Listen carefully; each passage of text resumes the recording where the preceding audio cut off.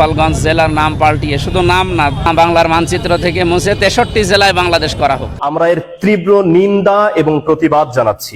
আপনার কাছে আহ্বান জানাবো, আপনার কাছে। আসসালামু আলাইকুম সুপ্রিয় দর্শক, আশা করি সকলেই ভালো আছেন। সম্প্রতি জামাত ইসলামের সমাবেশে মুফতি আমির হামজা একটি কথা বলেছিলেন গোপালগঞ্জকে নিয়ে।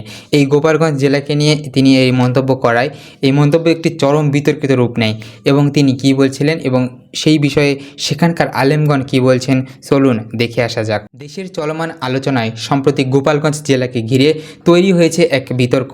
একজন আলেমের মন্তব্যর জোর প্রতিবাদে মুখর হয়ে উঠেছে গোপালগঞ্জের আলেম সমাজ।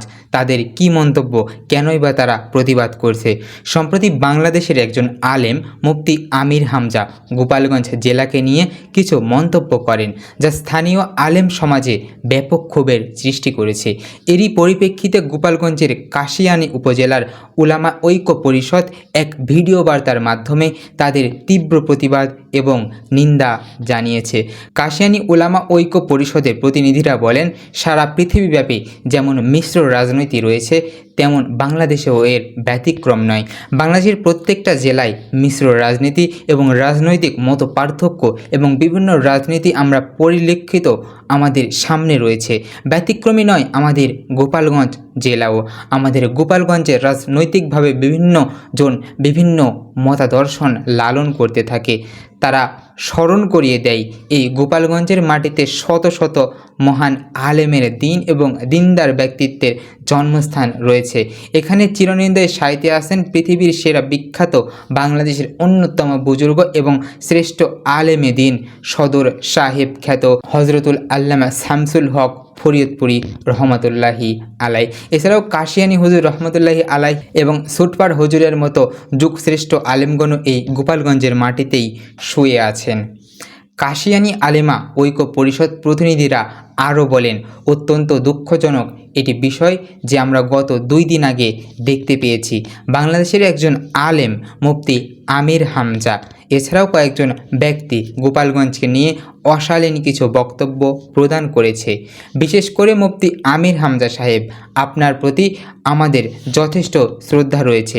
সেই শ্রদ্ধা রেখেই তারা আপনাদের বলেছে, আপনি যেই বক্তব্য দিয়েছেন তা একটি অভিশপ্ত জেলা। আমরা কাশিয়ানী উলামা ঐক্য পরিষদের পক্ষ থেকে আপনার এই বক্তব্যকে ঘৃণ্যভাবে প্রত্যাখ্যান করছি এবং তীব্র নিন্দা ও প্রতিবাদ জানাচ্ছি, এমনটাই বলেছেন তারা। কাশিয়ানী উলামা ঐক্য পরিষদ মুফতি আমির হামজার প্রতি জোরালো আহ্বান জানিয়েছেন।